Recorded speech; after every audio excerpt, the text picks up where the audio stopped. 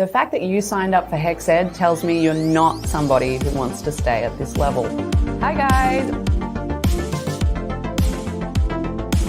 In business, there is a perception that I think you need to be a bit of a dickhead, and hopefully I can say that and they don't beat this out. Should I start again? I have no idea what I'm saying. It's about using the resources you have to make the world a better place. It's going to sound very, very, very weird. Oh, so cringe. We're going to meet so many interesting people, and I just can't wait. Hello and welcome to CE-only Fans with HEX. My name is Jeanette Cheah. I am the CEO of HEX and co-founder, and this is my wonderful guest, Emily Chan at Atlassian. Hi, Emily. How are you? I'm good, Jeanette. How are you? I'm really well, thank you. I'm dialing in from Carlton on Wurundjeri land here in Melbourne. And whereabouts are you dialing in from? I'm also in Melbourne, but in the eastern suburbs, Surrey Hills.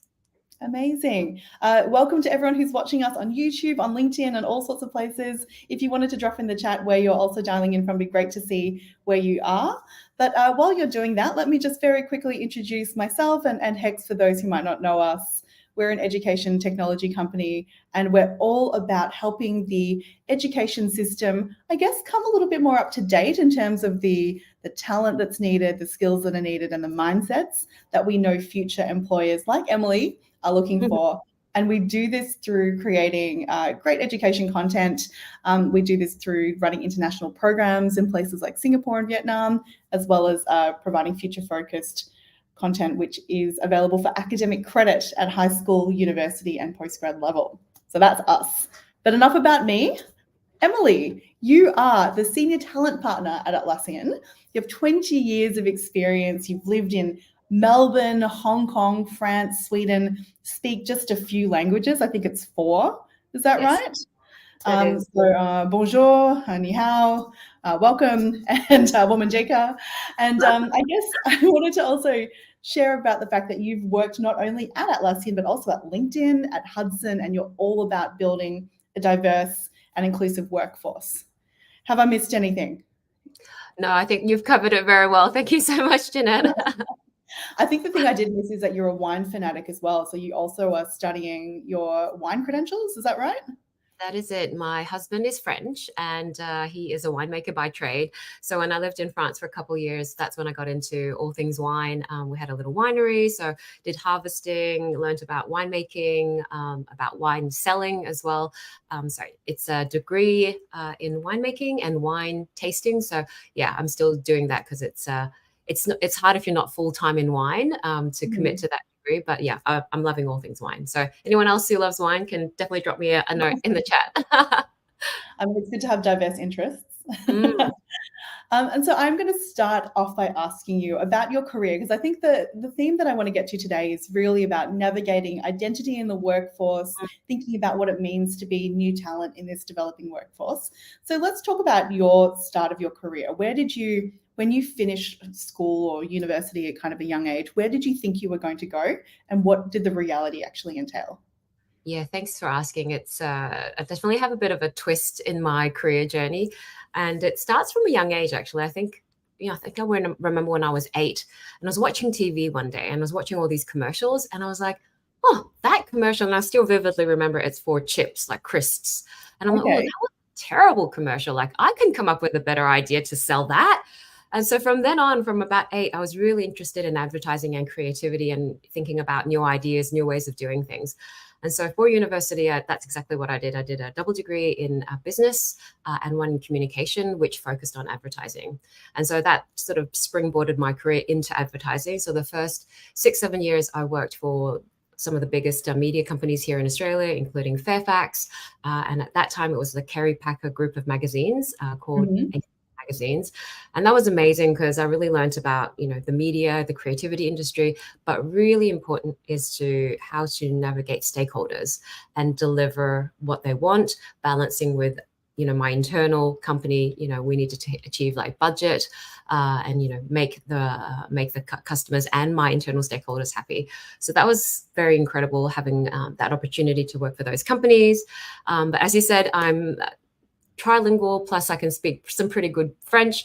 And so at that time, being born and raised from Hong Kong Asian parents, I decided that in my mid-20s to move to Hong Kong and try my luck there, being, you know, an Asian person.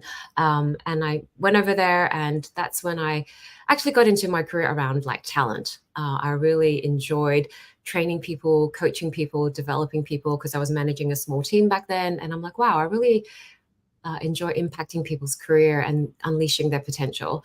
And so that's how I got into talent development and talent management. And I worked for a creative agency back then, which was called DDB. It's one of the biggest ad agencies in the world. And people who have watched Mad Men, maybe some of you have watched the series Mad Men. Actually, DDB is referenced quite a bit in Don Draper's conversations.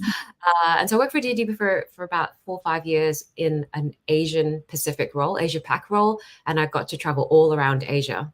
And that was really when I felt, yes, 100%. That was really when I felt, you know, the importance of being Asian and being able to lift our voices in that region.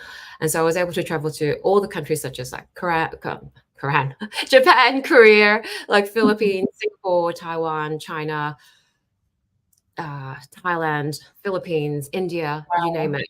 And I got exposed to so many different Asian cultures.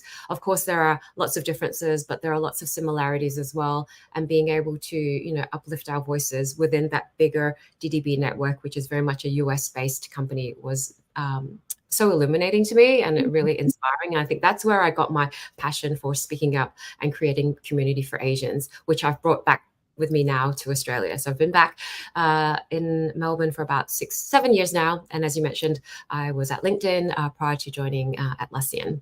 And throughout these 2 companies, they have an amazing resource within these companies called employee resource groups. So these groups are voluntary, and they are groups that are created to support underrepresented groups, such as Asians in a broader, more Western market, such as Australia or the US. We have our Latinx group, we have our Black Atlassian group, we have our Pride group, we have our Vetlassians for veterans. We have like 8 different groups here at Atlassian. And so we have the Asian Atlassian Alliance, and I've been very privileged to be nominated and appointed as the global chair of our Asian community at Atlassian. So that's in a nutshell. I think I talked over and above your question, but please interject and ask me things. But that's sort of my career journey to date. And I think everything's built up to really support me to be a voice for our Asian community here within Australia. That is an absolutely epic career. I'm sure everyone watching can agree with me. Not only did you traverse multiple countries, but also different businesses. And I love that it all started with the inspiration of a chip ad. And, and I think, that's something that when we work with young talent and also like people that are changing jobs, there is often this misconception that you have you do have that light bulb moment of, oh gosh, here's what I'm supposed to do for the rest of my life. And we know that that's not the case anymore. We know people have portfolio careers and multiple careers, and you even yourself, you've had a few different pathways. Yeah. So can you maybe from the inside out, when you're thinking about the talent market, what trends are you seeing people's careers take? I mean, you just mentioned veterans coming to tech. Like, how is sort of the talent market reacting to all of the change that we're seeing right now in the economy? Yeah, no, that's such a good question. I think, and I can speak from, I guess, an Atlassian perspective, is we moved to what we call a team anywhere environment back in 2020, late 2020, during that pandemic. And that strategy is essentially we can hire talent from any country where we have a legal entity. And that has helped us like break through a lot of physical barriers, because previously Atlassian could only really hire from New South Wales because the big office was there. I mean, I'm talking about Australia. And then people outside of New South Wales, well, it was very hard to work for Atlassian unless you decided to, relocate to Sydney. And so through this strategy, we were able to hire from all across Australia. So myself being based out of Melbourne, I was actually one of the first Team Anywhere hires. And I could do my role out of Melbourne because we moved to this distributed first model. And so for that really unleashed our potential to hire from all across Australia, all across all the other countries where we have a legal entity. And that doesn't even need to be an office. So that from that perspective, I think that's opened up our talent pools. But I think if you're talking about from the talent pool perspective, what a lot of employers are looking for is definitely, and this is definitely a buzzword, is AI. So experience across artificial intelligence. If you have some knowledge of that, it doesn't have to be that you're technical, but you can understand the application of it. I think there's so much change going on, especially in a lot of the global tech companies, that you really have to have that resilience or show that you can be adaptive to change. If there are examples, you can go, I've been put in this situation, which pivoted to that situation. How did you react to it? How did you make that a success in the end? I think those types of examples will be critical. Also, I think another great trait to have is, in addition to technical skills, is that programmatic management, being able to manage in a systematic and trackable way. I'm seeing those underlying requirements for a lot of our roles that we are looking to hire. Interesting. So the programmatic requirements, I'm going to come back to that, but you did say something before that I wanted to drill into a little around the concept of AI and how I think people see the emergence of Gen AI and going, okay, there's a new thing, I need to figure it out. But what you said before was understand the application of it. And can you tell me a bit more about that? Because I think it is definitely one of those areas that can be, intimidating to those of us who didn't study technology. So tell me a little bit about what you mean by the application within a business context. Yeah, same. I'm definitely not a technical person. I work in the talent development space, so helping develop our talent. And so what I would say is, don't be afraid, because it's not going to replace what we do in that sense. It's going to replace a more, I wouldn't say menial tasks, but some tasks that probably take a long time but are quite quick to adapt. And you can do it by, a computer or AI, but it's actually to be able to use the AI to free up your time so that you can focus on the more strategic tasks. So for example, even for me, if I'm developing, say, for example, a training program for managers, instead from starting from scratch, I could go into Atlassian. We have our AI partnership as well. So I can go into Atlassian Intelligence and go, give me a draft of what a best practice learning program would look like. And it will pretty much in 2 seconds spit out a summary of what they know the AI has gathered through those large LLMs, a curriculum for me. That might not work for me right away, but I can then go in, probably saved, 3 hours of my time, but I can go in and adapt and adjust and only use 1 hour instead of, say, 3-5 hours of my time. So adapting, using the AI to help your job, simplify your job so that you can focus on the more strategic components. I think that's going to come across no matter what industry we're in. My favorite takeaway from, I heard someone speak on this recently. His name is Chris Ye, and he co-wrote a book called Blitzscaling with Reid Hoffman, the co-founder of LinkedIn. We did, yes. Yeah, and the thing he said about AI was, it's comparable to the Industrial Revolution. Like, some people at HEX might have heard me say this, but it's when the Industrial Revolution came along and reduced the machinery time on things like clothing. Everyone's like, great, t-shirts are cheaper, I want more clothing. Whereas if you say AI revolution is going to reduce the time and cost of something that we produce with our brains, say legal contracts, I don't know how many people are going to be like, yes, law is cheaper, I get more law. But they might say, oh, I get more software, or I get more education. So I thought that was a really interesting way of thinking about which industries are super ripe for disruption and how to think about the industries that you're in. I do just want to call out, and I see that there's a few wine emojis in the chat. So you can ask Emily for her wine recommendations, but also any random questions that come to mind for you about her career in advertising, in talent, just her perspective on anything global. This is a completely open and safe forum. And the point of CE-only Fans is that I bring in great humans who we love to chat to. So please do ask Emily questions, and I'm happy to highlight those as well. So I'm going to come to you about identity in the workplace. And a lot of the young people that we work with and the emerging professionals, we tend to get tied up in job titles and who we are. And personally, I remember when I made the jump from working at ANZ in the bank to being just Jeanette, and now I'm Jeanette at HEX. There's this kind of like weird thing where you feel like you identify with your job and your job title, and without it, you're kind of nothing. And And I think that's why a lot of us place so much importance on where we end up and our job titles and things. How do you think about identity in the workplace and whether it's possible to separate the two? I love that question. And I've actually just had a recent aha moment myself, thinking about identity and what that means to me and how I can separate who Emily is outside of who Emily Chan is at Atlassian. And so I think, and I can speak, I guess, more from an Asian perspective, because I do want to bring this viewpoint in, because I've spoken to a lot of the community members, Asian community members, is I think our upbringing as Asians, our parents and their parents have put a lot of emphasis and importance on your career and who you will be in the future. And that from a young age has already molded that identity. So who I am in my career is who I am as a person. And I grew up with that because my dad was very successful in his career. And so he was like to all three of us daughters. And that was another thing. He didn't have any male children. And so that was a bit of a chip on his shoulder, being a very traditional Chinese man. And so he put a lot of pressure on the three of us to excel, to perform, to do amazing things in our career. And so from a very young age, I was like, I have to achieve, I have to do good things, and that's who I am. And it does lead to burnout. It does lead to incredible amounts of pressure and stress. And I'm a coach myself. I've got coaching credentials, but I also use a coach, employ the services of a coach. And we've been having this conversation for the last 18 months, because I think, exactly that thing around, I couldn't really separate who I was. Like, Emily as the talent person at Atlassian is who Emily is.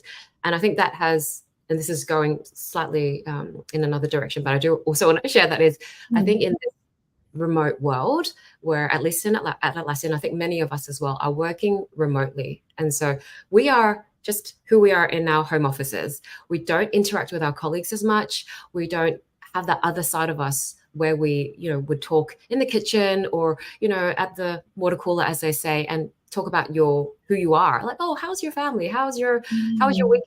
How are your pets? You don't really have that as much when you're working in this like remote distributed first setting. And so when you jump into these Zoom calls or Teams calls, it's pretty much work straight away a lot of the time, unless you're intentional about it. And so it's really hard. I think it's harder when you're working in this remote setting to separate who you are as a person at work to who you are outside of work, because you are just you working by yourself in your spare room or in your kitchen, wherever you are. And so that was what I was having my conversation with my coach for the last 18 months.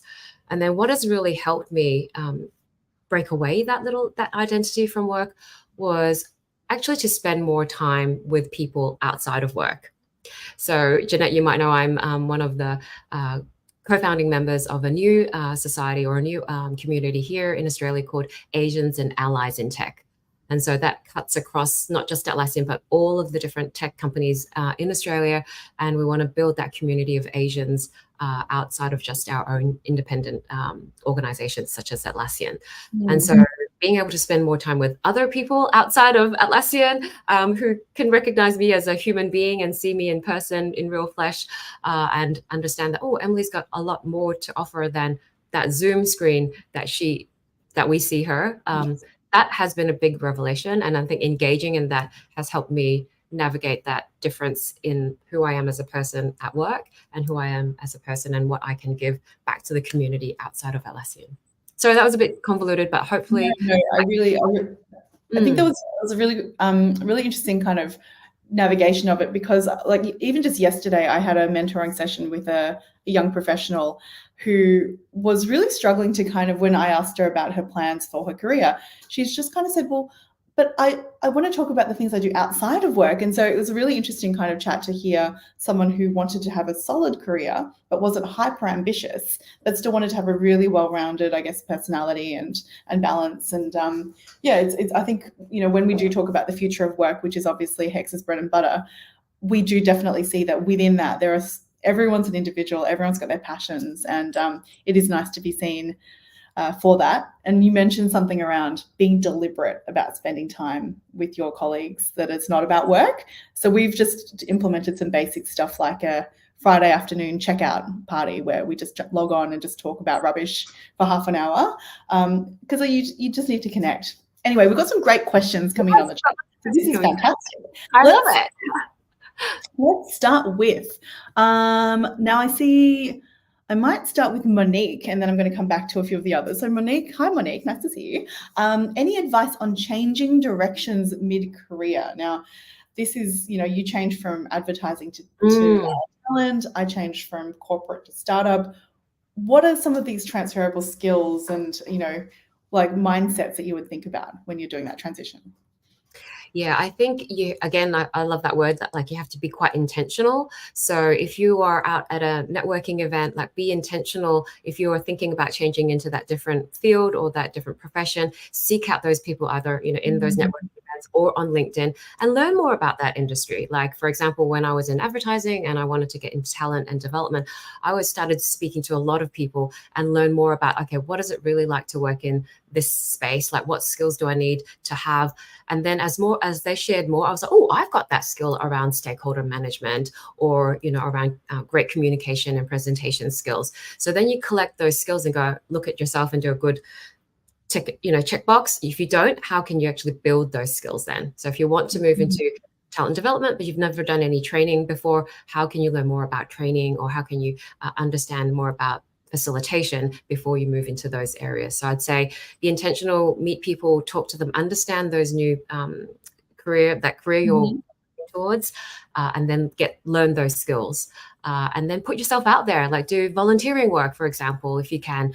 Say, hey, can I volunteer for this role and show and learn my skills? Or within your company, I think some companies do it really well. They have internal mobility programs, or they have secondment programs. Like put your hand up and say, hey, can I be on a secondment to this team for 3 months and learn those skills?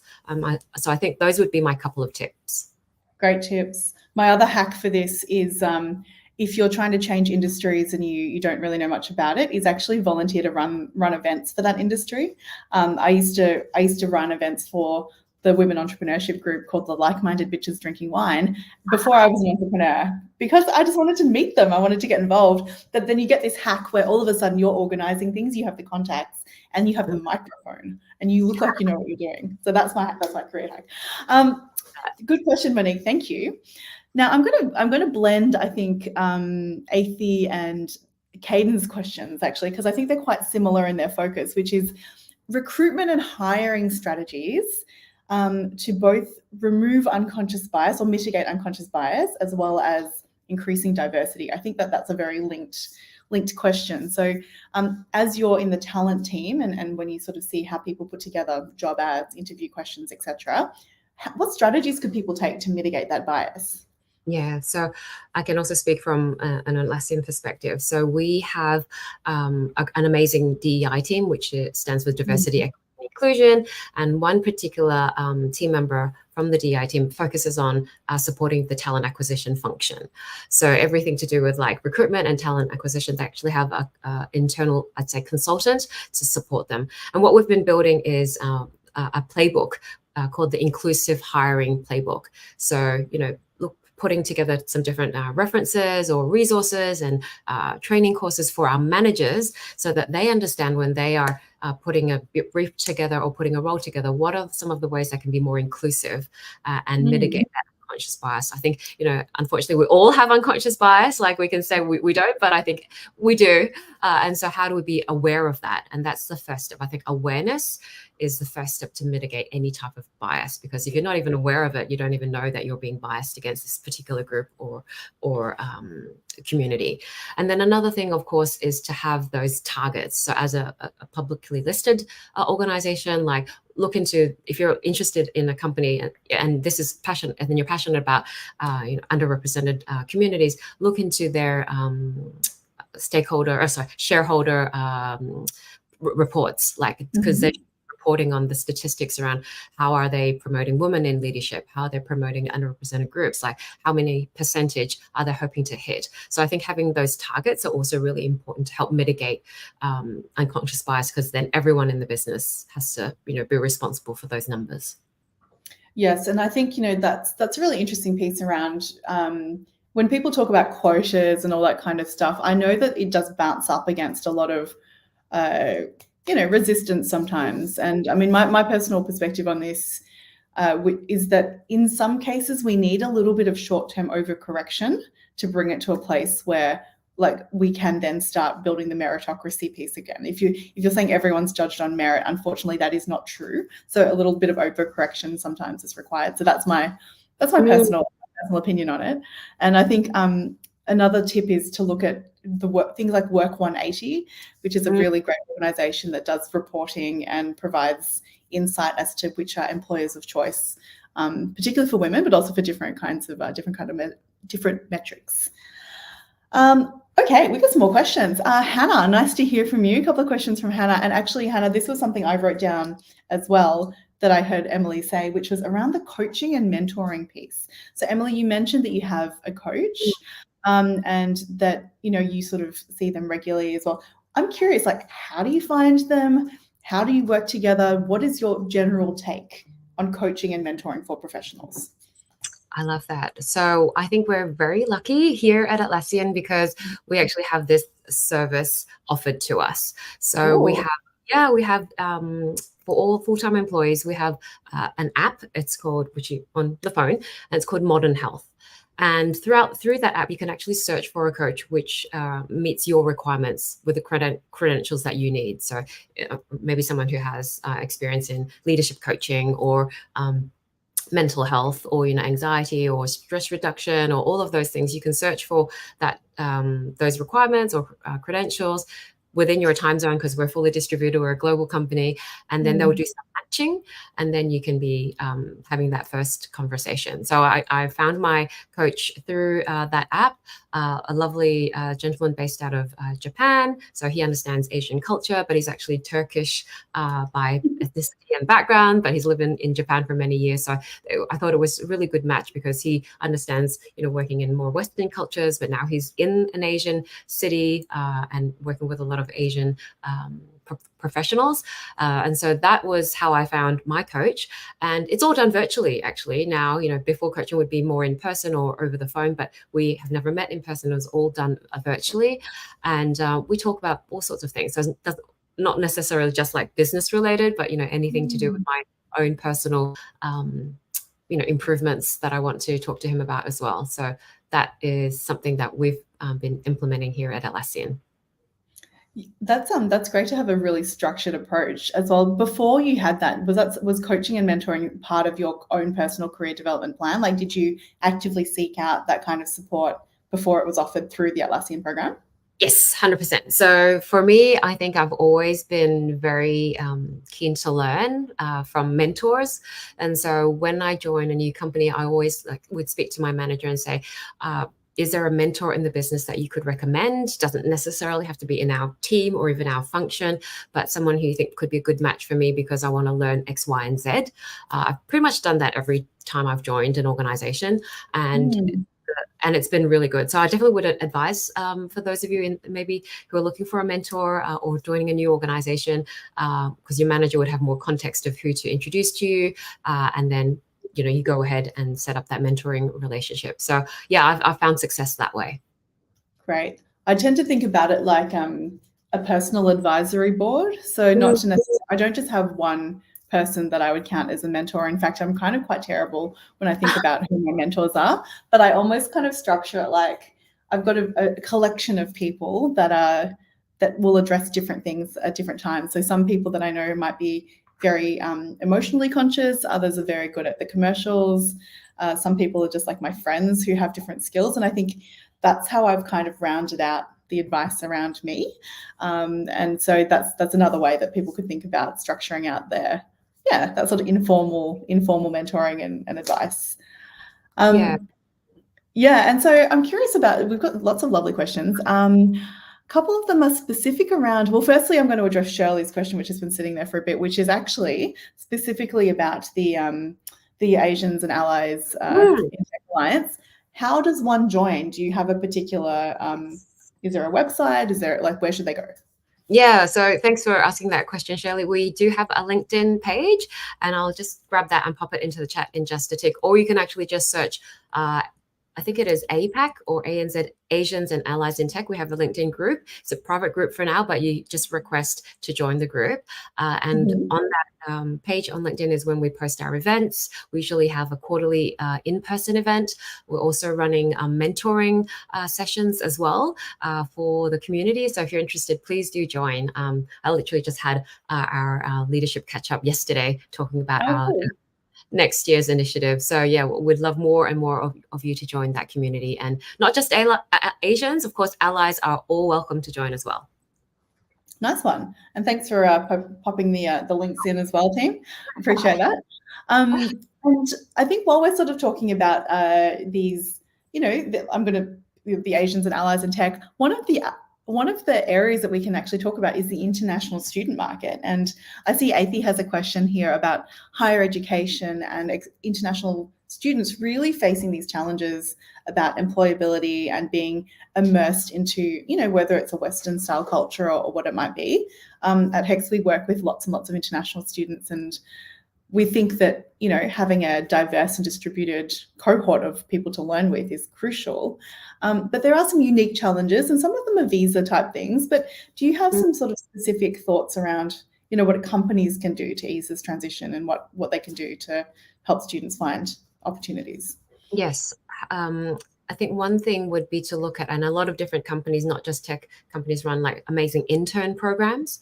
And so that is a really good way to get in, not as a graduate, but as an intern, to understand, how that company operates. And I think with the intern programs, they do offer not only Australian students, but also international students, because it's on an intern basis. So you're not like a full-time employee. So I definitely encourage looking into the different internship programs. And I know that this year in Australia, we have like close to over 150 to 200 interns that Atlassian are taking across all of Australia. So it's going to be a huge program for us.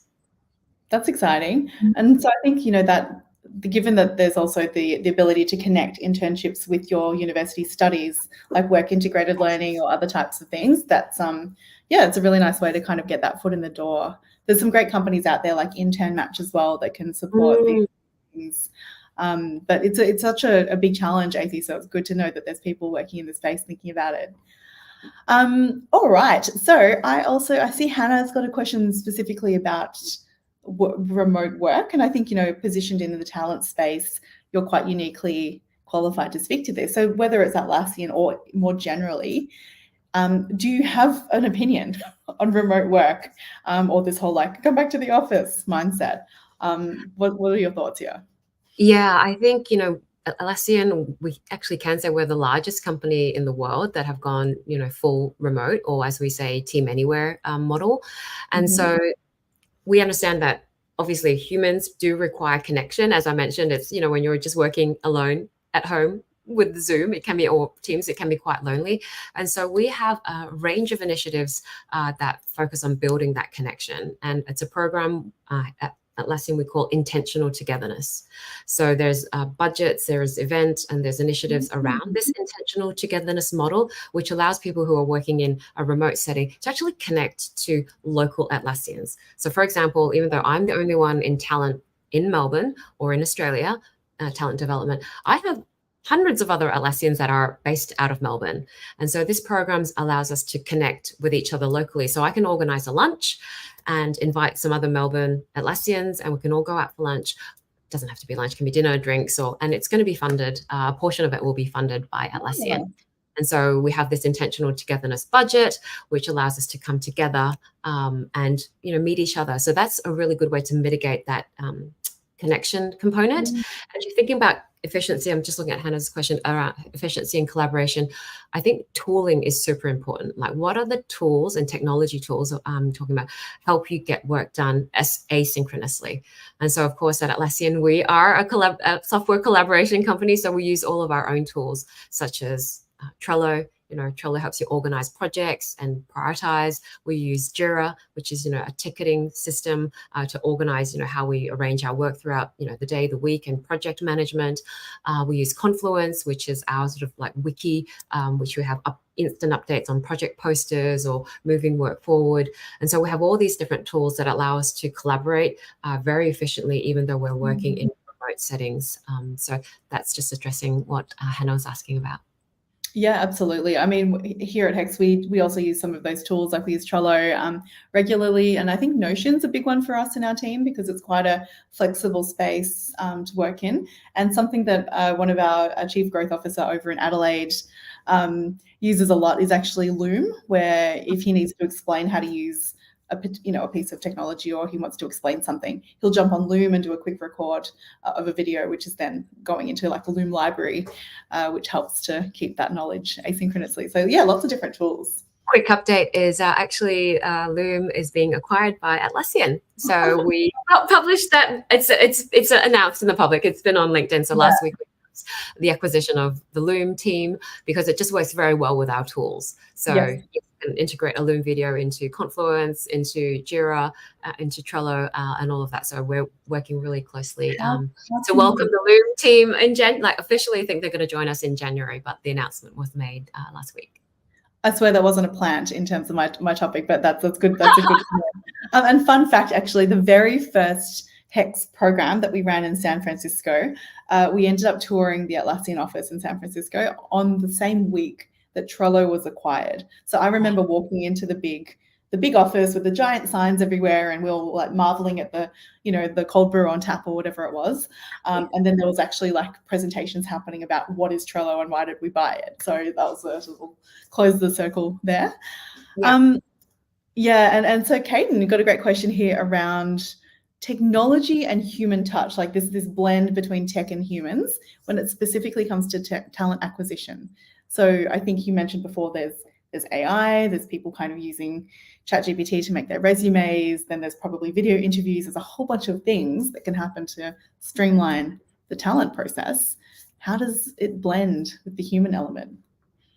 That's such a good question. I'm not the expert in talent acquisition because I'm in the talent development space, but I've worked in recruitment previously.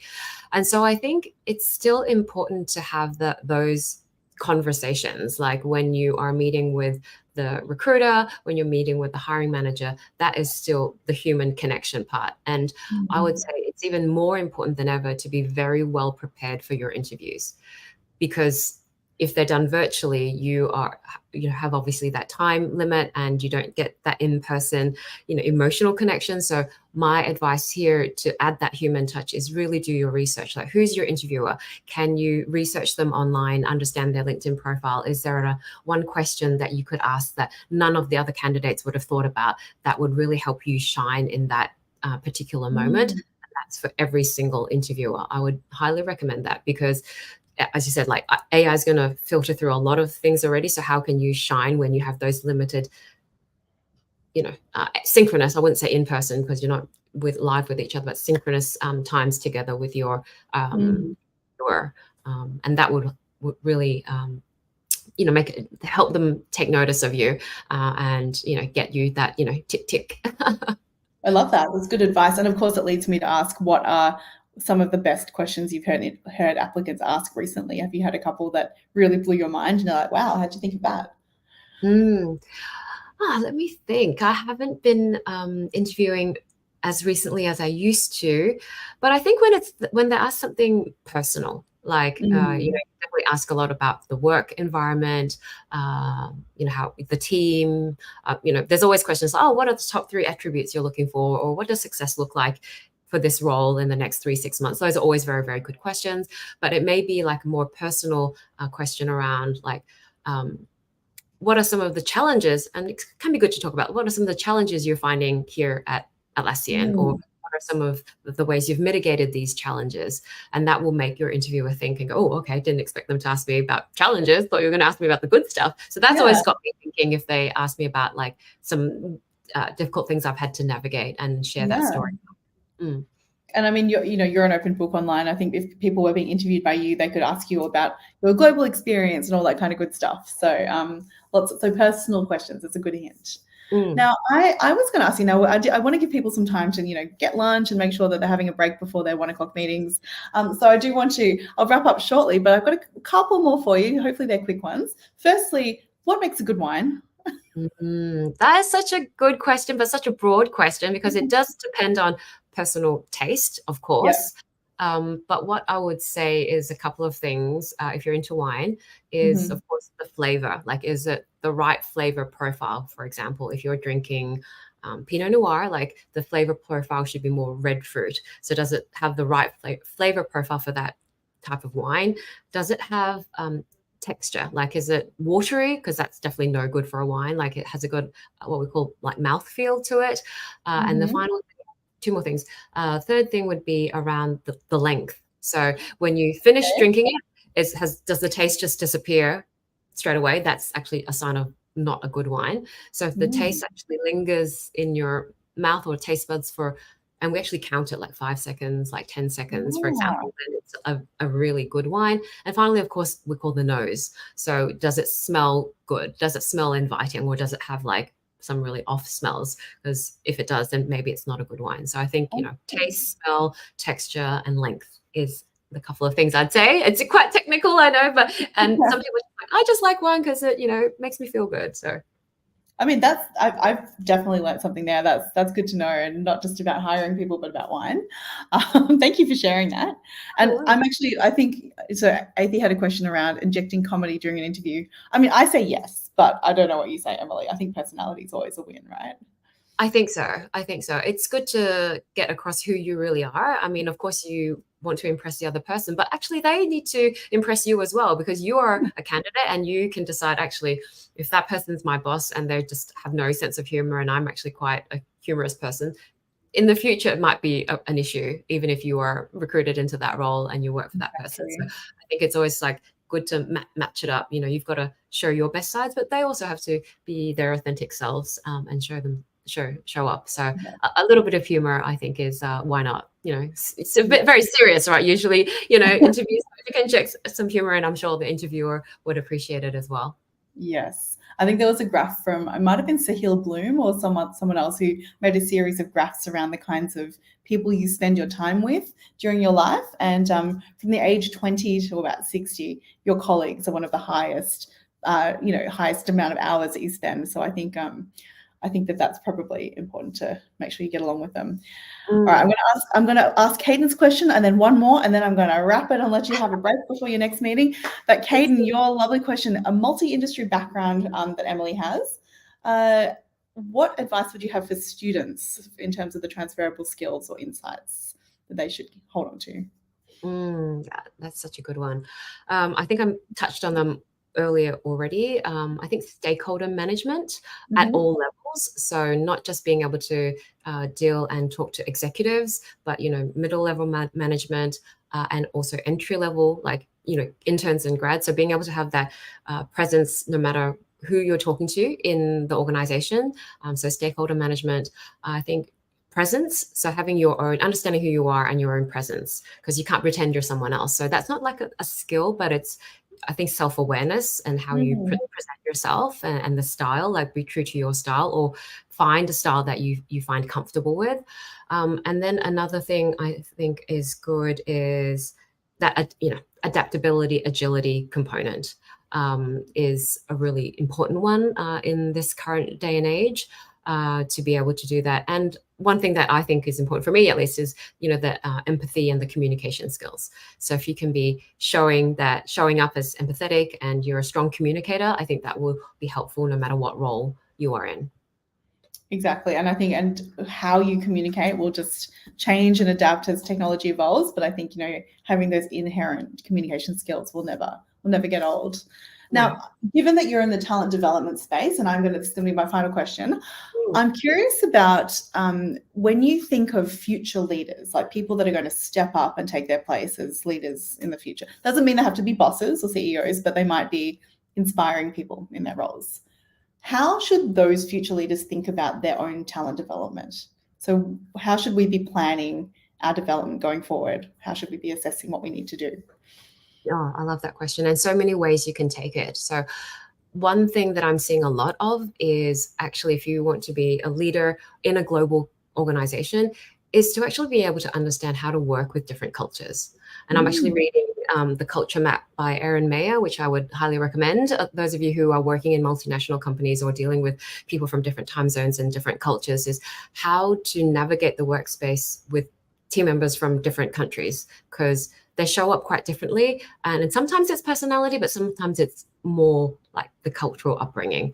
So I think that around cultural empathy and understanding will get you to a further place, in addition to having, the more standard leadership skills, which is important. One other thing for future leaders is around how do you navigate or how do you support change, like the change management skills, like leading through change, I think is going to be one that we'll be focusing on at Atlassian, because in the tech industry across the world, there's so much change going on. How can you lead your teams through change, helping them understand what to prioritize on when, understanding a lot of like business terms such as like OKRs, like business impact and metrics, being very familiar and comfortable with those types of terms would be super important as well.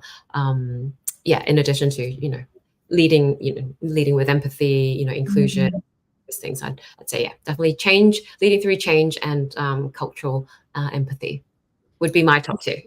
I love those because that's actually such a different answer than I usually get from people when we think about these things. I love that you've gone for something that's really tangible and practical, like, the language of change and, the metrics and structures of that kind of thing. And then something a bit more kind of macro view and global view of how to bring culture to the table. And thank you very much for that insight. That was awesome. So Emily, you are... Oh, sorry. I'd like to hear what other people have said when you've asked that question, because I'm curious.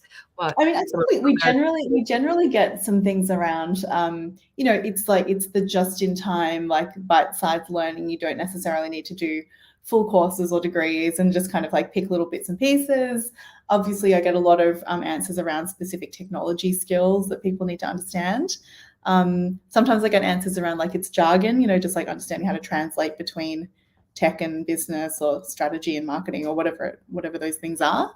And I mean, my answer to it is that we have, there's a concept we're working on called exponential intelligence, and how to think about, how adaptable and how likely you are to be the kind of person that can respond to that change with the right mindsets and skills and that kind of thing. So lots of different pieces. We should collect all these and put them in a thing. Just like, you got that, Katie? Yeah. 100%. Awesome. Well, thank you so much, Emily, for joining us today on CE-only Fans. It's such a privilege that I get to chat to intelligent, accomplished, impact-focused humans like yourself. And thank you to everyone who joined us online, wherever you're streaming in from. I really enjoyed seeing your questions and comments. We do this regularly, so we'll have lots more wonderful guests just like Emily on CE-only Fans in the future, where I just get to bring in people that I admire and sort of have this lovely chat with them. So thanks again for coming. And Emily, we look forward to seeing you soon. And if people are interested in the Asians and Allies in Tech group, please jump on and look for that. And otherwise, have a wonderful weekend. And please, everyone who's online, welcome to connect with me directly on LinkedIn if you want, and ask me any questions on LinkedIn. I'm more than happy to answer them. So thanks for having me, Hex. I always love getting involved with you, Jeanette, and looking forward to our next chat whenever we see each other, hopefully soon. Awesome. Thank you for being so generous, and see you soon, everyone. Have a great weekend. Bye.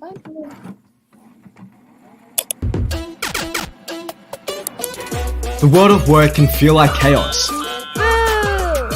Oh no! But don't worry, this is your sign to start something new with HEX Ed. Bring your ideas to life, work on real problems, and learn from experts at the world's best companies. Forget boring PowerPoints that waste your time. Log in to the future of learning.